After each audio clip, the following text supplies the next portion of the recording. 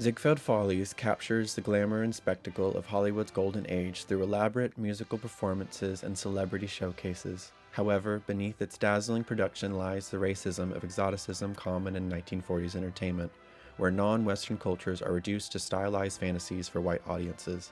The film's mix of talent and problematic representation makes it both entertaining and uncomfortable to watch today. Hello, my name is Truman and I love reviewing old Hollywood films. Today's film we'll be talking about the 1945 Ziegfeld Follies. But Truman, didn't you just review Ziegfeld Girl? Yeah, but like, this is Ziegfeld Follies.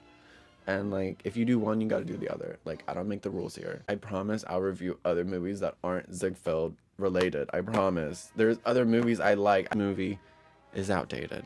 This movie is beyond cancelable. If you're interested in the set design, the production, the wardrobe, the talent on display, just pull it up by segments. Maybe not watch the entire movie, but I mean, there are some fantastic visuals in this film, and that's what I will be discussing.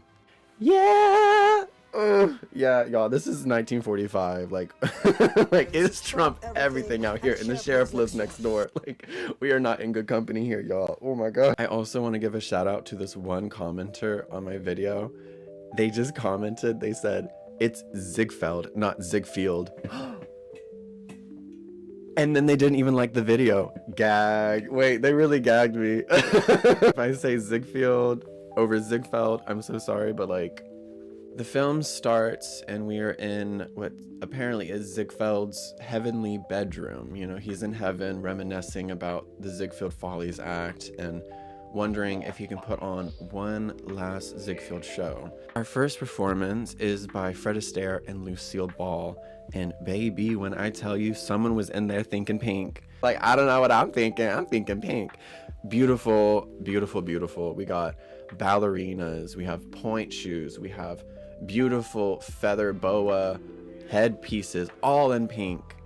Everything pink. Think pink, baby.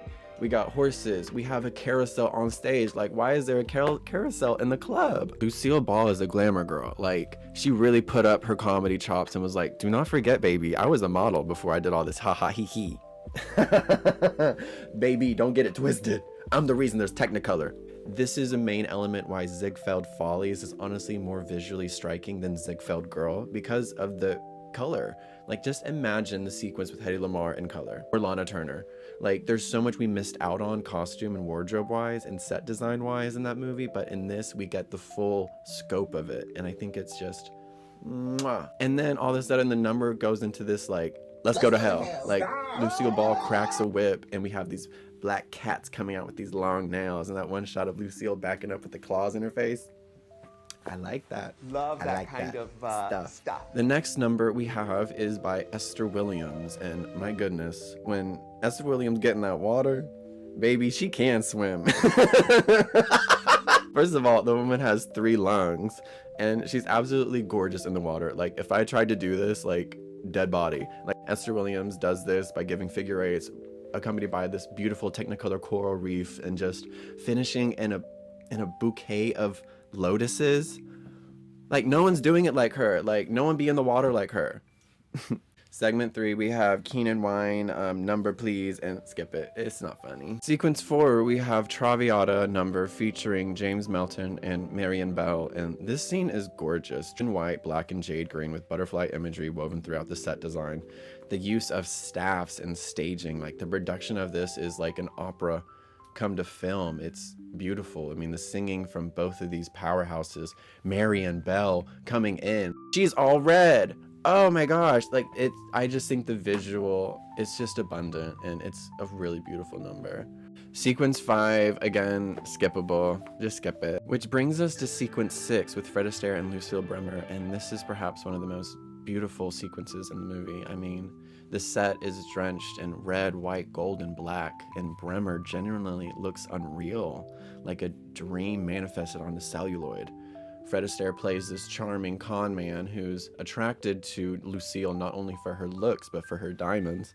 They have this beautiful dance sequence outside of the ball, and there's this moving platform, and Lucille just glides on it, then Fred glides, and then everyone's gliding, and then the entire floor rotates, and you see these white trees and all the couples inside now dressed in purples and fuchsia. It's a beautiful color orgasm. It's a really beautiful sequence. Story doesn't really matter because like at the very end, I guess like she knows he's a con man, and he realizes that she knows he's a con man, and then they run off together and like they kiss at the very. It doesn't really make sense in my opinion, but it's just the opulence of it, you know. Segment 7 is Fanny Bryce Sweepstate Ticket, and again, this is another one of those comedy vaudeville acts that I would think you would skip, but if you are a fan of Fanny Bryce, then I think you should watch it. She just knew how to emote well on screen. Like, I'm very impressed by her, but again, the comedy in this movie is just entirely outdated. One of the segment's most fascinating numbers belongs to Lena Horne singing Love.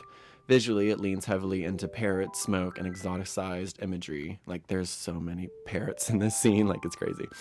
Horne enters singing about love as something cruel and unforgiving, and vocally, she's magnetic as always, but there's also an uneasiness to the sequence because of how racial ambiguity and exoticism are used aesthetically. It's a reminder that even at its most beautiful, the film is still a product of 1940s Hollywood, and nowhere is that conflict more obvious than in Limehouse Blues. This segment, y'all, I need to pause. This segment, starring Fred Astaire and Lucille Bremer, is genuinely difficult to discuss because artistically it is astonishing. The choreography, staging, wardrobe, lighting, all absolutely a knockout. Every frame looks meticulously designed, but the use of yellowface completely poisons what otherwise could have been a timeless masterpiece. You can see the era's obsession with Eastern exoticism all over the number. Hollywood at the time often attempted homage, but filtered everything through a caricature and racial performance. And unfortunately, that means the segment exists as both an artistic achievement and an uncomfortable artifact. It's visually extraordinary while also being deeply problematic. Both things are true at once, and yes, Fred Astaire's appearance in this is nightmare fuel. It's completely haunting. The film rebounds with the next segment. Wow, thank God for Judy Garland. This is A Great Lady Has an Interview, and honestly, it's Judy Garland, so of course it's phenomenal. She portrays this dramatic actress who's wanting to launch her career into a more seductive, provocative vein. Tired of being the drama Meryl Streep type, she wants to be the Marilyn Monroe. She wants to be the kitty cat. I don't know. I think Judy Garland grounds this absurd performance with sincerity and comedy. She understands how to present it, which I love. Then we have Fred Astaire and Gene Kelly, the Babbitt and Bromide, and watching these two dance giants, it's historic on concept alone. The routine playfully leans into the supposed rivalry between them. It's entertaining, though maybe not the strongest showcase for either performer individually. Still, there's something inherently delightful about watching two impossibly charismatic men tap dance at each other for several minutes. Like, honestly, like, just kiss already. Computer, make these two people gay. Finally, we arrive at Katherine Grayson performing Beauty, and just like the title says, I mean, it's beautiful. Grayson moves through a heavenly mountain landscape singing about the beauty of life, and somehow the visuals convince you that she's right. Everything glows, the costume float like clouds, the set feels suspended somewhere between heaven and a Renaissance painting, and then the film crescendos into a revival-style finale, bringing together imagery and performers from earlier acts. This is where you most clearly see the essence of Ziegfeld aesthetic. Massive tableau compositions, performers pose like living paintings, Renaissance-inspired arrangements turn into theatrical spectacle.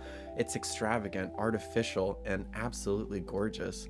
That's ultimately why Ziegfeld Follies is such an interesting watch today. Is undeniably flawed. Some segments are dated beyond belief, others are outright uncomfortable. The costumes, the set design, the lighting, the choreography, the impossible scale of it all. This movie operates like a visual time capsule of the Ziegfeld effect, an era where spectacle itself was the point. Every frame is trying to overwhelm you with beauty, fantasy, glamour, and theatrical illusion, and honestly, most of the time, it succeeds. I like this line from the film. He never cared so much about villains, plots, stories. The Follies never had a story. The Ziegfeld Follies itself was a story of an era. It was gay, bright, beautiful, and that's how Ziggy wanted it. And honestly, who doesn't want their story to be gay, bright, and beautiful? Minus the exoticism. Like, y'all. Alright, well, that's it. Say bye to the Follies. Thank you so much for watching. I appreciate it, and leave a comment. Tell me what movies you're obsessed with segments you love that still resonate with you today. All right, thank you so much for watching.